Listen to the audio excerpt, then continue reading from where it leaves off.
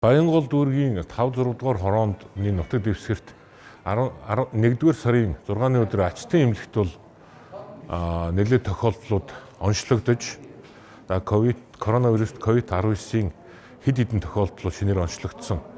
Мөн одоо 1-р сарын 7-ны өдөр тухайн хорооны нутаг дэвсгэрт хэд хэдэн байранд одоо шинээр голомт илэрч онцлогдсон учраас энэ арга хэмжээг халдварт өвчин судлалын үндэсний төвийн зөвлөмжийн дагуу яаралтай авч хэрэгжүүлсэн.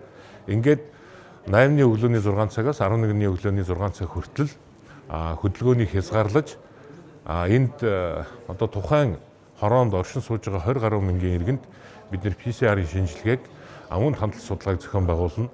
Иргэд энэ үйл ажиллагаанд одоо бас идэвхтэй оролцохыг хүсэж байна. За энэ хугацаанд бол тухайн байршилд байгаа хүнсний дэлгүүр болон эмийн сангууд бол хэвийн үйл ажиллагаа явагдана. За ингээд шинжилгээ авч дууссны дараа буюу 11-ний өдрийн 6 цагаас бол тухайн хязгаарлалтыг бол цуцлана. Ингээд иргэд хэвийн одоо ажил амьдралдаа шилжих боломжтой болно. Тэр тухайн байршилд байгаа хүнсний дэлгүүр эмийн сангууд бол хэвийн үйл ажиллагаагаа явуулнаа. Мөн эмнэлгийн тусламж үйлчилгээ авах шаардлагатай иргэдийн хувьд бол гаргах орох үйл ажиллагаа бол эрүүл мэндийн байгууллагын хяналтаар хийж гүйцэтгэх. Энэ бол өөрөөр хэлэх юм бол эмнэлгийн тусламж үйлчилгээ зайлшгүй шаардлагатай иргэдийн хувьд бол хязгаарлалт үйлчлэхгүй гэсэн ийм үг. Тийм учраас иргэд минь энэ хугацаанд одоо шинжилгээндээ бүрэн хамрагдаж энэ үйл ажиллагааг одоо COVID-19-с сэргийлэх, тандах, илрүүлэх үйл ажиллагаанд одоо идэвхтэй оролцохыг иргэдээс хүсье.